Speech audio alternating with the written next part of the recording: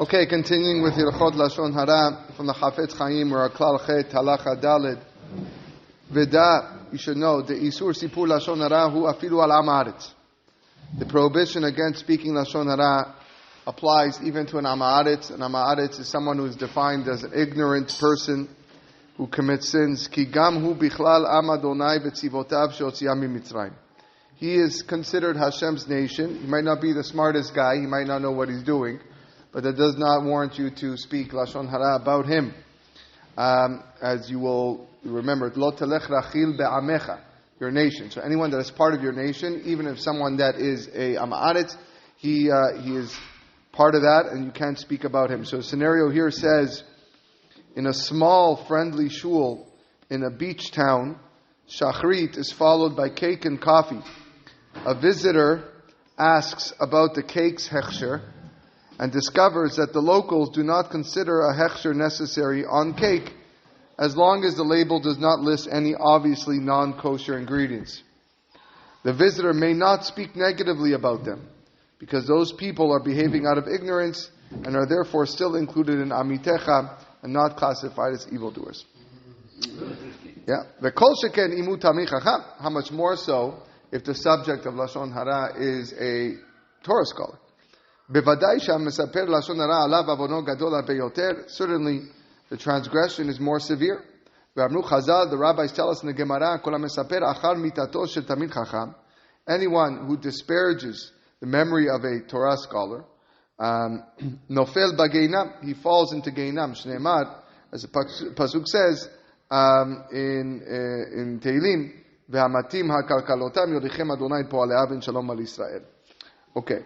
How much more so will someone, obviously, this is when, by the way, when someone speaks about Tamid Chacham, when he passes away, he gets that sin. Alachat kama v'kama when he's alive. V'kama pe'amim nichnas al yedeh zeh bichlal mevazeh Tamid Chacham. Additionally, you see people who join the category of people who debase Tamidei Chachamim. V'yadua godel onsho shel mevazeh Tamid Chacham, and the severe punishment for one who does so is well known. As it's written in Perchelek in the Mishnah Sanhedrin, and it's also codified in Shulchan Aruch Yoredea. Shehu bichlal, it's part of the Torah commandment. Ki devar Adonai bazahi kareti nefeshahi. You have disgraced the word of Hashem. His soul shall be utterly severed. So the Tamid Chacham is the one who transmits the words of God to the nation, and making fun of him. Right? You're when you are baza, the Devar Hashem, when you're belittling and debasing and disgracing that word, then your soul is severed. So people know this. People know how important it is not to speak bad of rabbis and whatnot. However, the Yetzer Hara persuades that person. And they will say that rule only applies in the time of the Gemara, where they were exceptional Torah scholars. But it doesn't really apply to the rabbis nowadays who don't possess such high level of education and scholarship. Says the Hafetz Chaim, this is a very grave error. The kol tamid chacham hu lefi hador, because a tamid chacham is really is in relation to the generation that he lives in. Yes, obviously a tamid chacham today, you can't compare him to the Hafetz Chaim. The Hafetz Chaim you can't compare to Rav Saadia Gaon, and Rav Saadia Gaon you can't compare to the Rambam, right? The Gaonim were before Rishonim, but nevertheless, but you can't. So okay, each one to their generation. Avafilu bizmanenu, even in our times, imhu rak ra'ui lehorot. If someone is just ra'ui lehorot, qualified to teach, qualified to give halachic rulings, v'yageh b'Torah, and he toils in Torah, nikra tamid chacham. He is considered a Tamid Chacham, even though he might not be on the level of previous generations. And if you debase him, even with just words, even if in his absence, avon plilihu, it is a grave sin. And he is ostracized. He is like menadeh. He's set away. As written in Shulchan Aruch and as well in the Shach. Now, if this Tamid Chacham is not just a guy who can teach halacha, but it's moreh halacha. He's a city-wide posek. Okay, he decides halacha for everybody, and also monetary disputes. So it could be at the level of dayanut. Devadai isura mevazeh hu chamur halbe yoter. The sin is even more severe. Besides the fact that the speaker has an obligation to treat him as a chacham, and accord him honor, because he relies on his rulings, right? That this is the citywide rabbi, so all the rulings are coming from him. So you are obligated to give him honor. But additional reason by speaking bad about him is wrong. You deter the public from serving Hashem properly. For as a result, other people will lose respect for the rabbi based on your words. And what are they going to say? They're going to say, why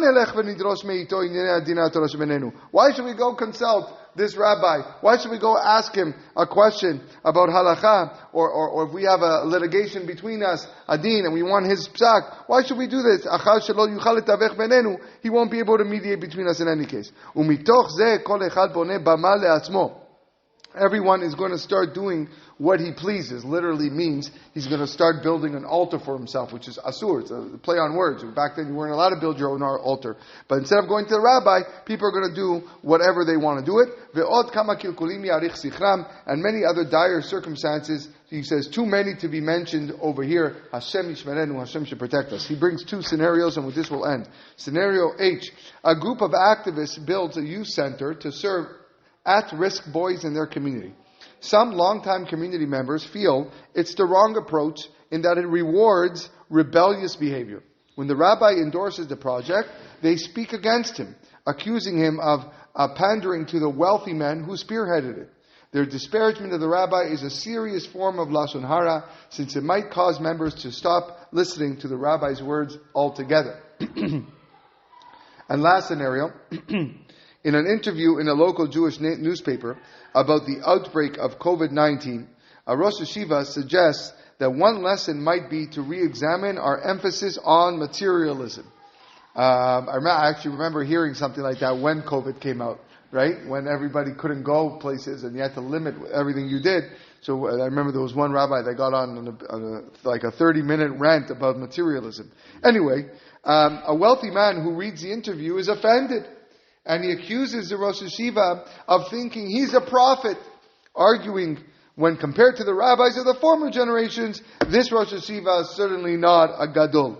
This is Lashon Hara, because regardless of the standing of former generations, each generation must revere its own Torah scholars. And the truth be told, this is a very common thing that we often hear today. Everyone is very quick to judge Talmidei Chachamim nowadays and say how they're not as good as previous, or they're not as good as the previous guy or the other guy. No one's asking any modern day Talmid Chacham to be as good as the previous generation. The Talmid Chacham will be the first person to admit that he is not as great as the previous generation. No one needs to tell him that. But if you are going around and telling people that and slandering the person and debasing him, disgracing him, not only is it lack of kavod, but also is a stumbling block to all the rest of the community who will fail to learn, who will fail to heed his words, and will fail to make themselves better Jews because they don't respect the person that is at the front. Okay, we'll stop here and we'll continue next time.